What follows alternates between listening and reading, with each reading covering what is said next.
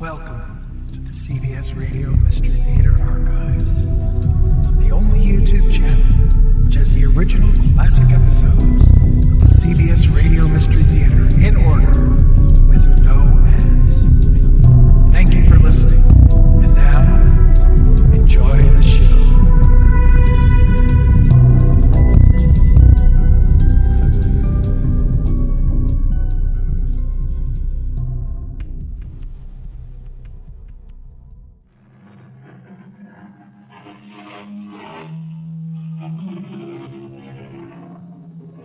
Come in.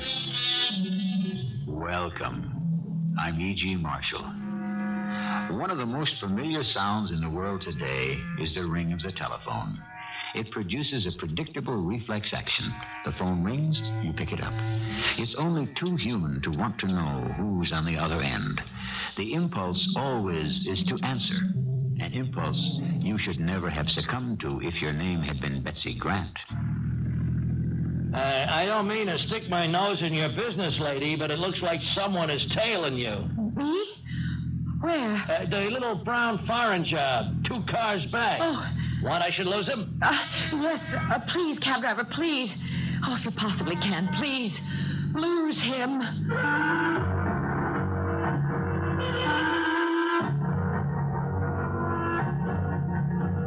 Our mystery drama, The Sound of Terror, was written especially for the Mystery Theater by Ian Martin and stars Patricia Elliot. I'll be back shortly with Act One.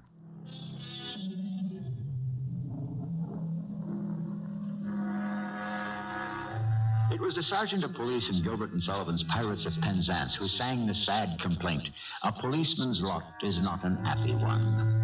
Watching Detective Sergeant Ed Ritter and his girlfriend Betsy Grant as they snake along in weekend traffic after a day at the beach, it would be hard to agree with Gilbert's line. This is one happy policeman, relaxed and obviously very much in love.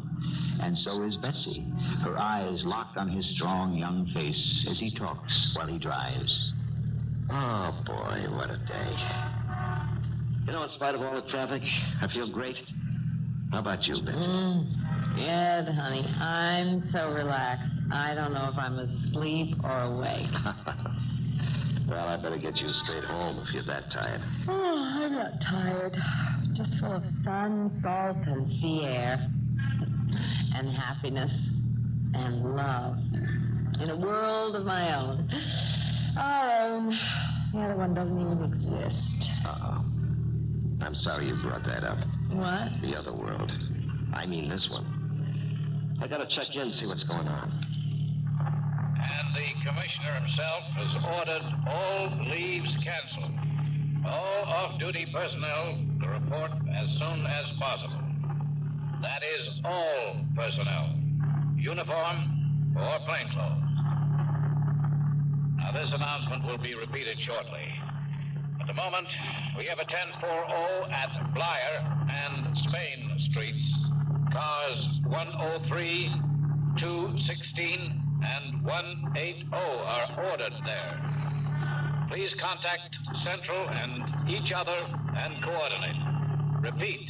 There is a 1040 at Blyer and Spain. What is it, Ed? The 1040? No, I know what that is. Disturbance of the peace. What's the other? Search me, hon. I'll tell you something, though. It's something big if the commissioner is sticking his nose in. You better call in. Yeah, I know. It's just what I'm doing. Shouldn't you pull over and park? What, in this traffic? I'm practically parked already. 28th Precinct, Captain Ryman. Jerry, it's Ed Ritter. Where are you? Just came out of the Midtown Tunnel after a day at the beach. I was feeling great till I cut in the squawk box. What hit the fan? Oh, the West Arabian ambassador to the UN went and got himself abducted. Now, look, boy, you better get down here as fast as you can. Well, look, I got Betsy with me. I'm stuck in traffic. It'll take me half to 3/4 of an hour to run her home. Buddy boy, maybe you're not reading me. I want you here 5 minutes ago. Now, you drop your gal and let her take a cab or a bus and get down here yesterday. That is an order. Okay, Jerry. I read you.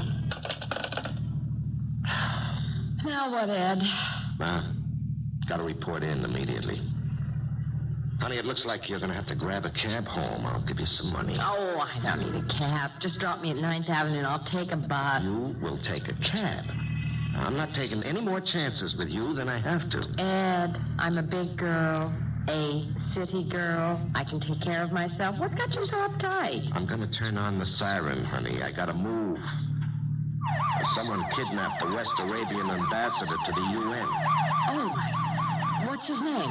Who? The ambassador. Oh, I'm not sure. Mohammed Hassim or something, isn't it? It's something like that. Why? Well, I don't know. It just seemed a thing to ask. Who do you suppose kidnapped him? Search me, darling. Got a guess? I'd say some terrorist group. We're not going to have that here. Look, we've all been holding our breath it wouldn't start here the way it has in the rest of the world. That couldn't happen to us. Oh, really? Why not? I can think of a heck of a lot of ways we're so much more careless than other countries. Well, listen, that isn't anything for you to worry about, Betsy. All I care about is that you take care of yourself. You don't have to worry about me, Ed. That's what I like to do best. You're my girl. All the way. You know that. You know, I don't know what we're waiting for to get married. Family. Your folks, my folks, they all want to be a part of Well, it. couldn't they wait till after? Let's take care of the family first. After it's for us. Okay, baby. Hey, come on, I gotta move. Hey, kiss goodbye. Uh-huh. Kiss forever. I love you. But if I don't get you out and head for the precinct, I won't be able to afford to marry you. Go on, Sergeant. Answer your bugle call. Yeah. Now, listen, you go straight home. I want you to take a cab, not a bus. All right. Whichever comes first. I'll wait by this covered bus stop right by the phone booth. Oh, here's the bus. I've got to run. Hey, I said a cab. Why waste money? I didn't have to run too much. It was a 107. No good for me. When it pulled away, I was all alone at the bus stop. It was clouding up and looked like rain.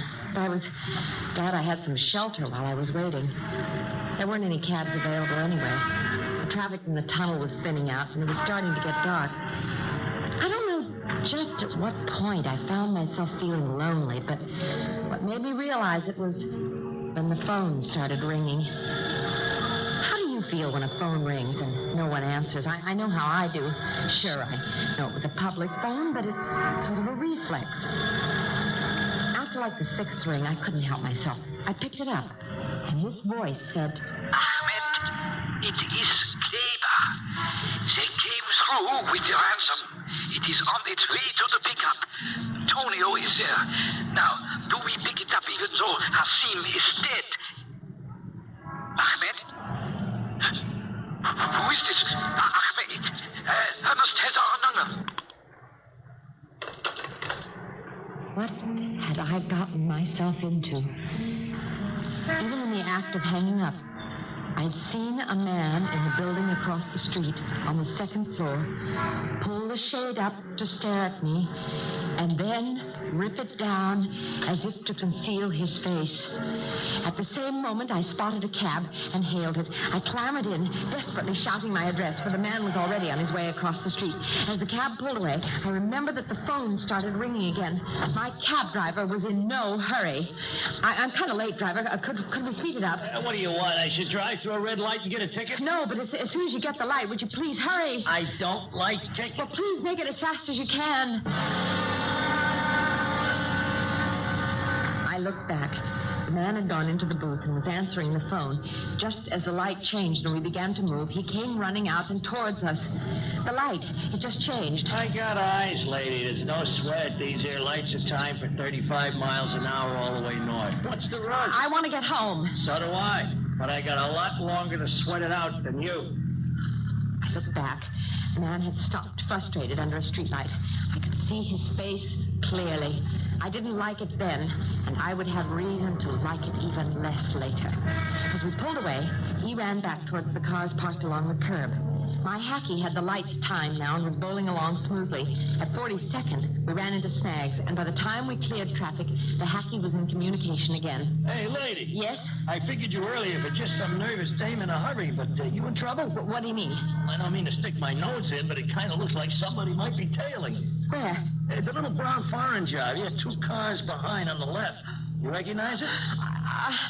I don't know. You want I should lose it? Maybe just on general principle. I can't see who's driving, but do you really think he's following me? Listen, I drive a hack in New York. You learn a lot about human nature and all. The good and the bad. You ask me a question, I give you an answer. From the experience I got rolled up, yeah. I don't want him to follow me home. I'll lose it for you.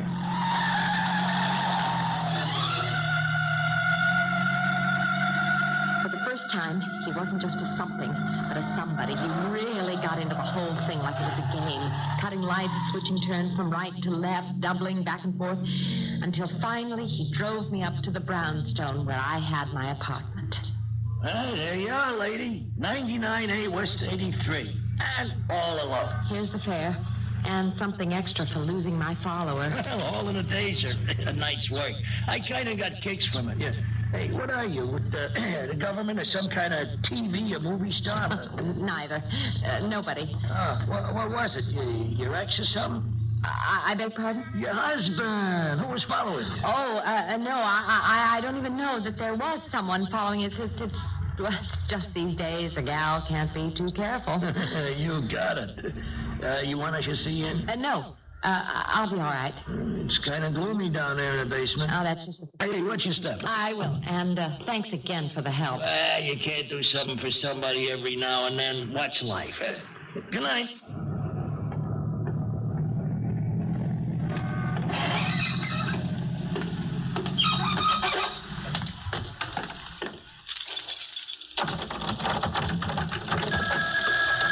Oh, darn. Why does this key always stick? Oh, I'm coming.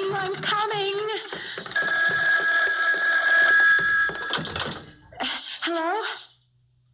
It's me, hon. You just saved me heart failure. You get home all right? Yes. Oh, well, no, Ed, I've got to talk to you. Well, anytime but now, hon. I can't. This West Arabian ambassador thing is so big. But that's what I want to talk to you about, Ed. Oh, this is the craziest coincidence, or whatever. But Betsy, I can't stay on the phone. We're on a citywide alert. But, Ed, what I have to tell you is something about that. Well, okay. If you have anything, make it fast. Okay, the bus I ran for. Remember? It wasn't at 12. It was 107. You know, that's the one that cuts across 57th to the east side. And Don't give me the bus routes. Get to the point. Oh, all right. So I didn't take that, but everyone else did. So I was alone. And while I was waiting for a bus or a cab, the phone rang. The phone? Well, you know, there are a couple of public booths there. Oh, yeah, all right. So what? Well, you know how it is when a phone keeps ringing. A person feels they ought to answer. You mean you answered a public phone that was ringing? Well, yes, I did. I don't know why. It's hard to explain, but anyway, I picked up the receiver, and right away, there was a guy there saying that the money was ready to be picked up even though Hassim was dead, and there was this man who tried to follow me, only the taxi driver, a marvelous guy named Jake Brown, was able to lose him, and then Who are you? You're the man who followed me. I did not even try to. You have a very clear voice. When you told the cab driver where you were going, I could hear it even across the street. How did you get in here? If you leave the keys in the door, who cannot follow? Come along. We must leave. What do you mean? Leave? Oh, my dear young lady, if you must involve yourself in international intrigue, you must take the consequences. And I am sorry to say, once you possess the wrong knowledge, the consequences obviously cannot be pleasant.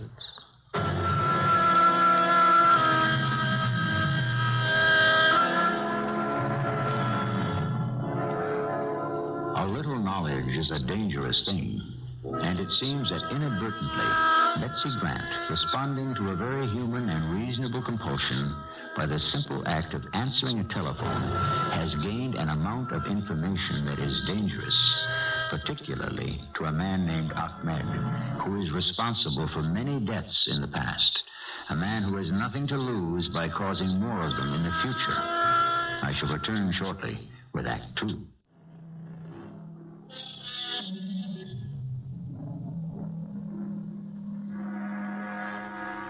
If the ringing of an unanswered telephone is so frustrating, there is another sound made by Alexander Graham Bell's invention that is even more frustrating. The busy signal, which has been caused by a sudden interruption in service. It can become unbearable. Worse than that, in the case of Detective Sergeant Ed Ritter, terrifying, for he knows intuitively that it was human intervention that broke the connection on his phone call to Betsy. Ed, where are you? Come on, we're on assignment. I'm trying to reach Betsy. I thought she called you. Yeah, she did. Well, so okay. I told you no long conversations. I'd be waiting in the car. Jerry, everything's changed since then. I got a lead. I got to call Betsy back. Call her back? Well, what'd she do? Hang up on you? Here, listen. Okay, so it's a busy signal. You can't hang around till she gets off the phone talking to her mother or some girlfriend. No. It isn't like that, Jerry. But you see, Betsy was talking to me, and someone broke the connection. Ed, buddy, look, you're my best friend. I love you like a brother. But right now, we got no time for personal stuff. We got a big case to break. This has to do with the case, Jerry. I told you I had a lead. Well, for Betsy? Yeah. How? Well, when I dropped her after you told me to get straight to the precinct, she was waiting for a bus, you see, and this phone began to ring. What phone? A coin phone right by the bus stop. So? So Betsy answered it. What? She answered a public phone that was ringing? Was she expecting a call? No, it was just... But, you know, a phone rings, keeps ringing. If nobody else picks up, you do it. Not me. What for? Well, it's human nature. Someone maybe is in trouble, needs help. I don't know. Okay. So she picks up the phone, and... This voice on the other end starts right in and says, okay, the dough is ready to be picked up. Do they go ahead even if Hasim is dead or what? Hey, wait a minute. Hasim? You sure she said Hasim? Yeah.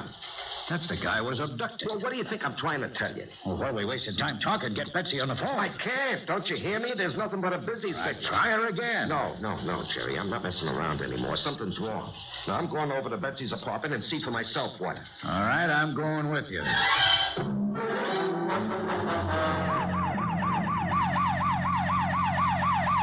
she have any idea who the guy was that was calling?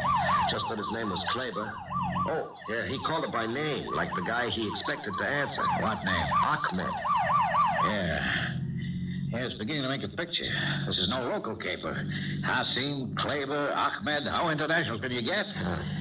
What do you figure is the sense in calling a public payphone? Well, no chance of calls being traced or bugged. And normally that time of night, the area is deserted. Yeah, the guy, Ahmed, was right across the street waiting for it to ring. Probably on his way down when he saw Betsy answer. You figure they had it set up on a time schedule. Yeah. You still think he could have followed you, Betsy, home? No, she didn't think so. But you do. Look, Jerry, suppose she could recognize him. She saw him looking out the window. Now, what would the guy figure? This whole thing is big enough to take no chances.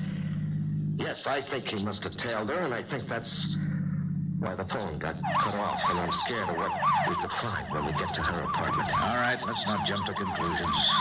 Just keep her open wide the way you are, and let's get there fast.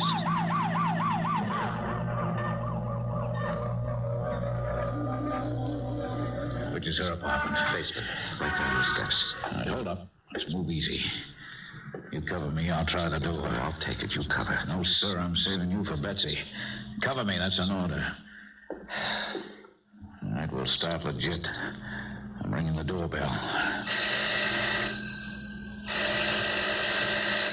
Police, open up. Don't try anything. We're armed. Oh, we're too late. How's the door? Locked.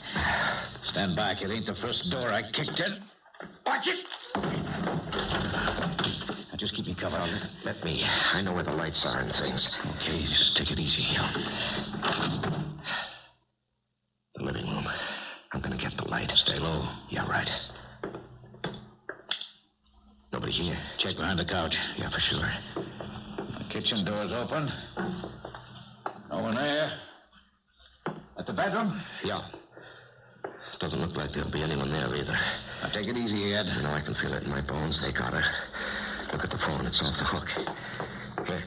This is her handbag. She never would have left that behind. Let's look in the bedroom first before we jump to conclusions. Hey, why? You don't think maybe... Now, easy, Ed, easy. Come on. Where's the light switch? I don't know. I guess... Forget it. I found it. There's no problem here. All neat and tidy. Yeah, let me make sure. Under the bed. Closet. Yeah. Bathroom. Well, at least they didn't total her. They must have taken her with them. Where? I don't know. Betsy give you no notion about that? No, none. So it's up to us to find out. Let's get back to that phone. We've got to get out an APB. Now, don't touch that phone again. There may be fingerprints. So what are we going to do about Betsy? Don't panic. We got a lot to work on. Hold it. I got to answer it. It may be them about Betsy. We'll answer it. You got a clean handkerchief? Yeah. Here, lend it to me. Here you are. Thanks. Huh? Oh, yes, George. This is Lieutenant Ryman. What's on your mind? Yeah? Yeah? Well, how do you read it? Okay, hold him. I want to question him myself. It doesn't look too hot, but you never can tell. No, there's nothing this end, except we're going to have to put out an APB on Ed Ritter's girlfriend. Yeah, it looks like she was snatched. You get this on the wires right away. Hold it a sec. Ed. Yeah, what is it? I'll fill you in on the kidnapping on our way back to the precinct. Right now, we need a description of Betsy to put out on the APB.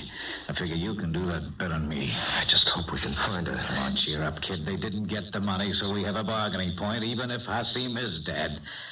Now, come on, take the phone. Oh, easy. Use the handkerchief. Okay.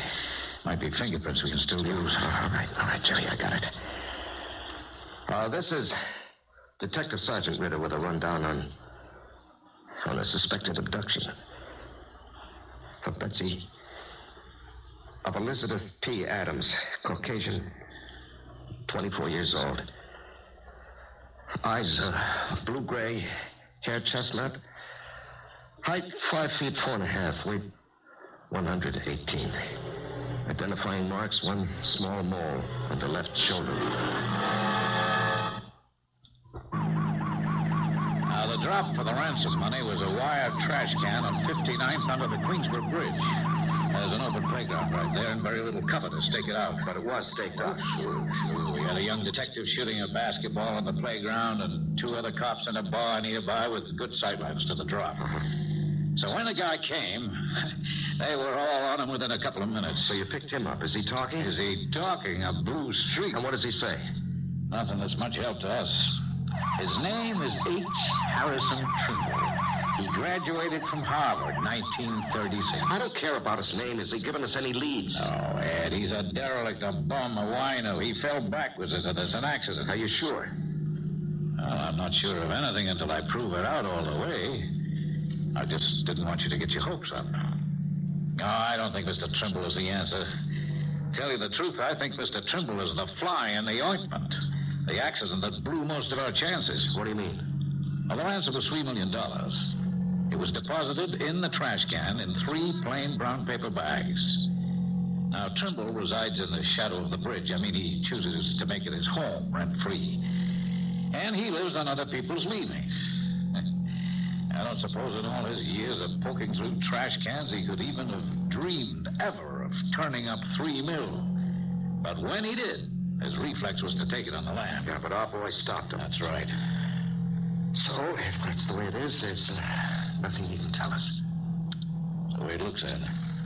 So we're no nearer Betsy and Hasim than we were to start out with, huh? Oh, I wouldn't say that. What do you mean, Jerry? Well, we know where your girlfriend answers the phone call.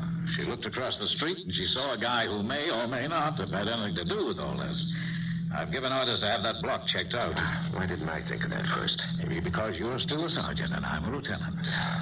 And she's not my girlfriend. I can be a little more objective. Well, we better get down there right away. Easy, chums. Being taken care of. They don't need us. And I'll level with you, Ed. I think it's too late. Those birds are too smart. They'll have skipped the coop. I think we'd better concentrate on Mr. Trimble and make sure he's what he seems to be.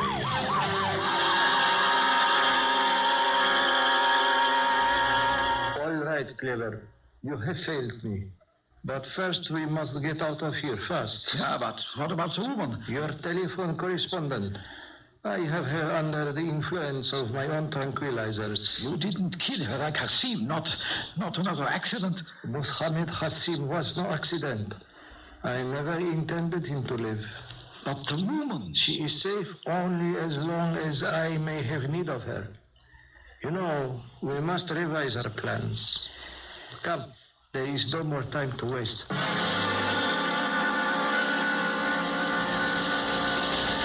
Any more word, Ed? No, not a thing. What about the bum? Turnbull? That's just what he is, a bum. I read him clean. So, what do we do now? How much do you love your Betsy? That's a lousy question. It's a lousy situation, Ed. Do you love her $3 million worth? Oh, look, you can't put a price on something like that. You can't. I'm stretching my neck out and putting a price.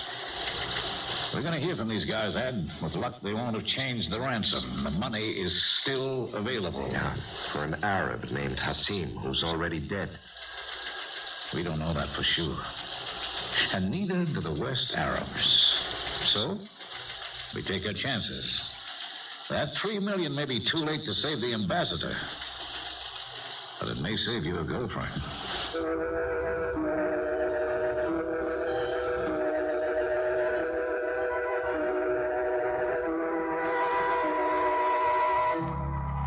$3 million in cash floating loose. An Arabian UN ambassador who is dead or not dead. A girl who answered the telephone and inadvertently got herself embroiled in international terrorism. Where do we go from here? That, of course, must be saved up till I return shortly with Act 3.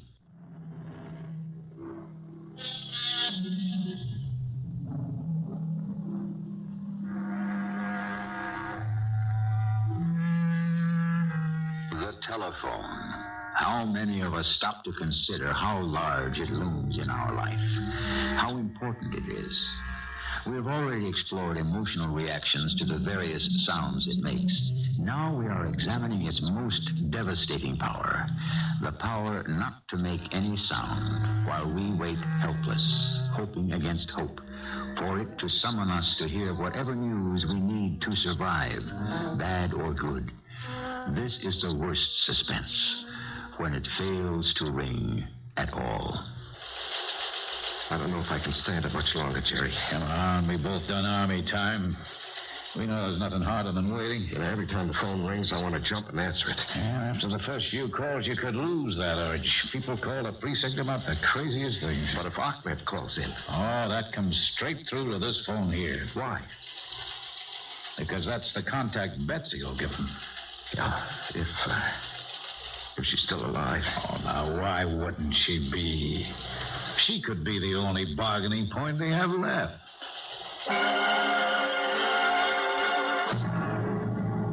Well, clever. Suppose you try to explain now what happened. Everything was all set, Herr Ahmed.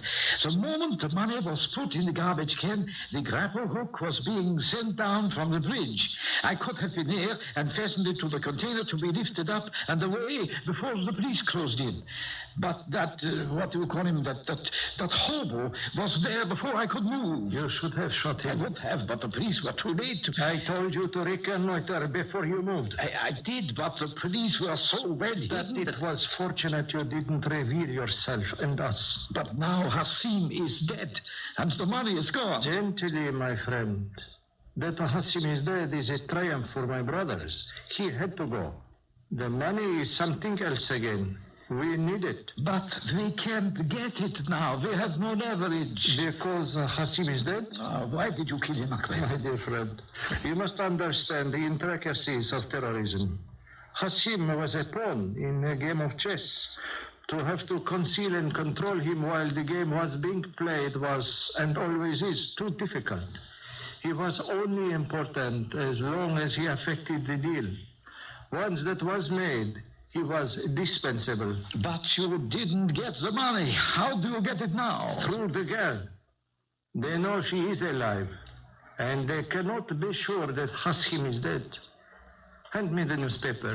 There's nothing there we don't already know. We can use the print for what already only we know, and the girl to tell us where to send it.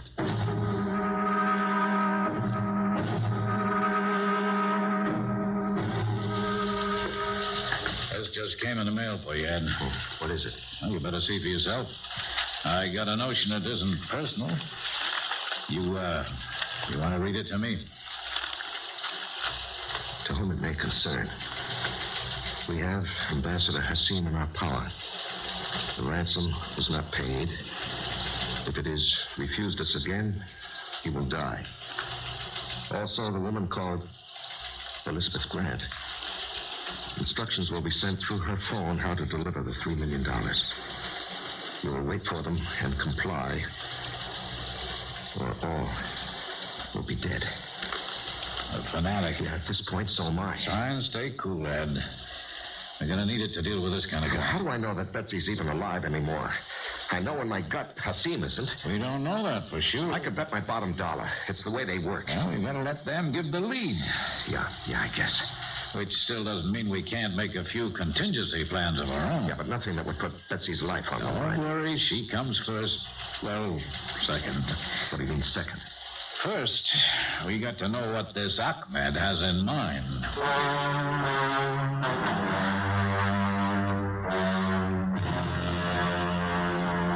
Are you quite comfortable, Miss Grant? You know I'm not tied up like this.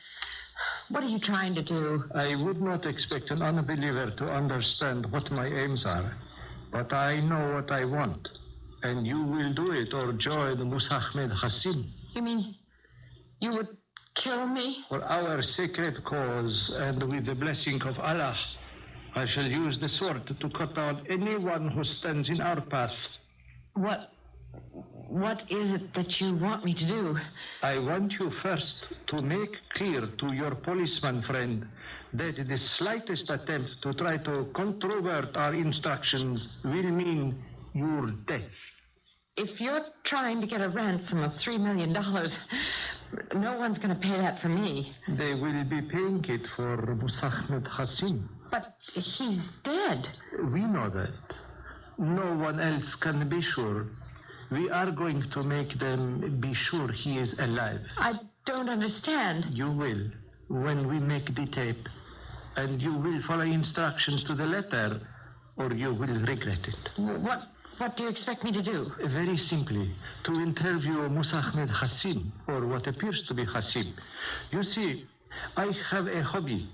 I have made a tape of every word he has spoken at the UN and other places. By clipping these tapes and taking the words out of context as if answers to questions, they will serve my purpose. They will raise Hassim from the grave and win us money for the cause. So, we had better get to work, Miss Grant.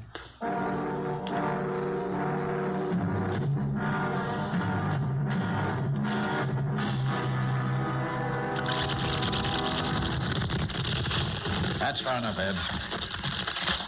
Now, play it forward again. Actually, they want to be sure you're alive, Ambassador Hassim. That I live must be obvious in spite of all the trials and tribulations in between. Have you been mistreated in any way?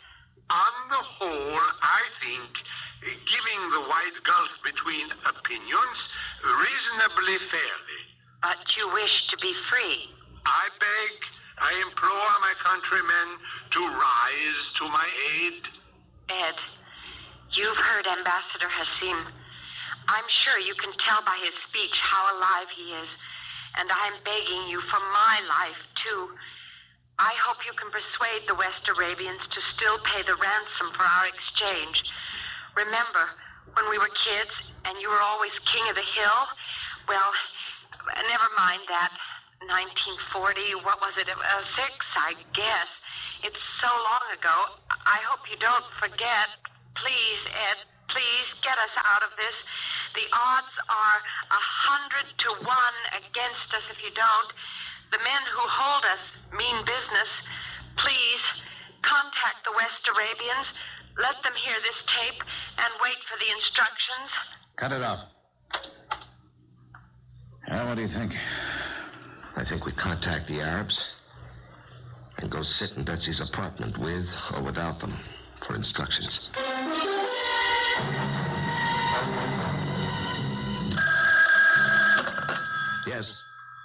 Sergeant Edritter? Yes?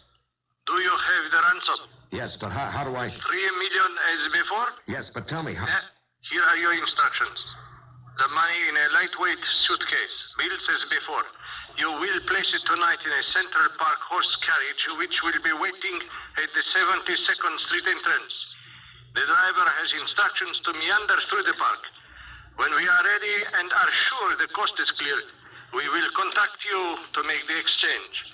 The money for the ambassador and the woman. Now, just a minute. Not even 10 seconds. We will not allow this call to be traced. Make your arrangements and wait for us to contact you again.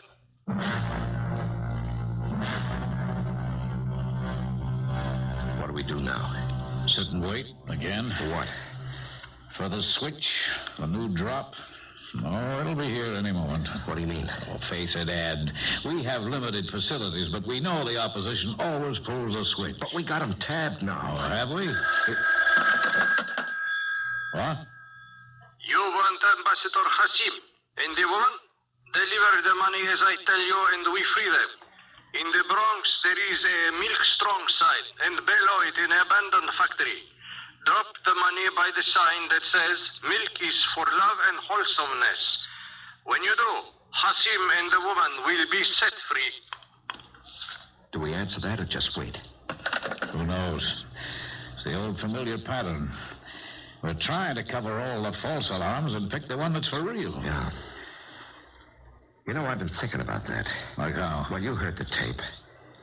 Anything about it bother you? Well, sure, that was discussed. Hasim's voice on the tape sounded like it had been cut out of public speeches and made to sound like answers to questions made up after the questions were asked. Yeah, that was my reaction, too. So how does that help us?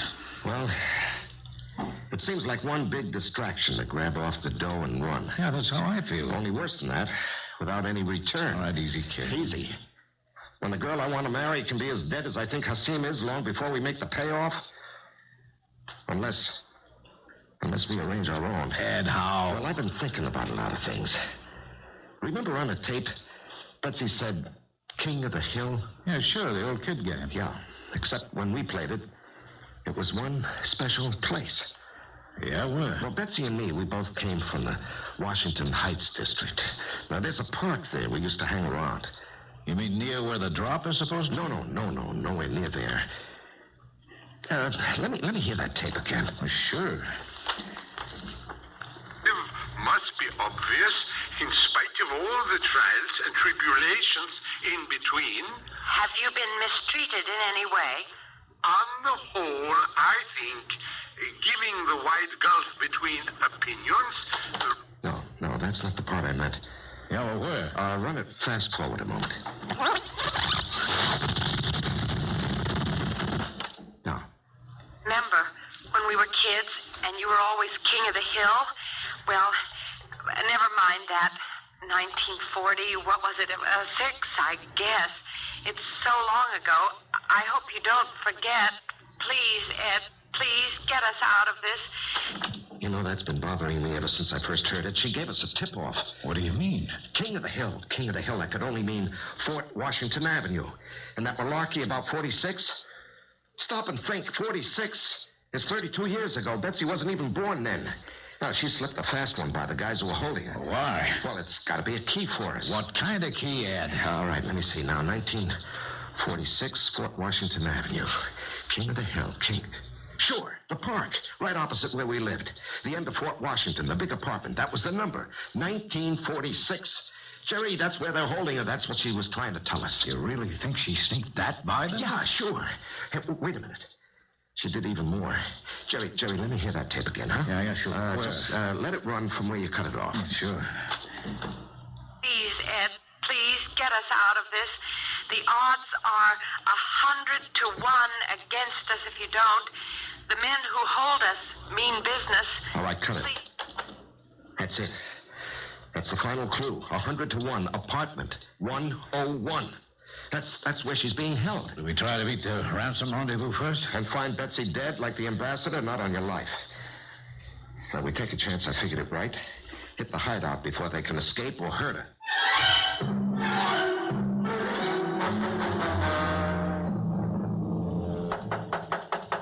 Yes? I have a telegram for a Mr. Ahmed Fatullah. For Ahmed Fatullah. Just hold it there, Ahmed. Don't move. You're covered 8 ways from nowhere. You will not take me alive. I warn you, you can't get out. Betsy, you all right? Yeah, sure. Only what took you so long?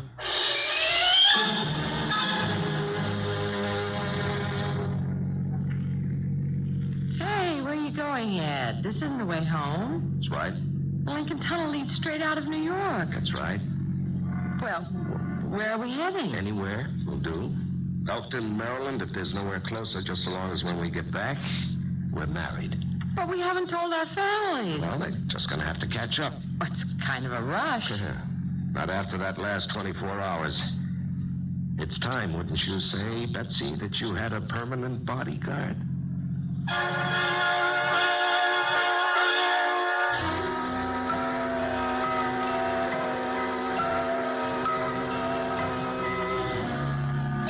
And so they were married and lived happily ever afterwards. I wonder if they ever changed their phone number, at least if it was Betsy's. But then, I doubt if it ever caused them such severe problems again.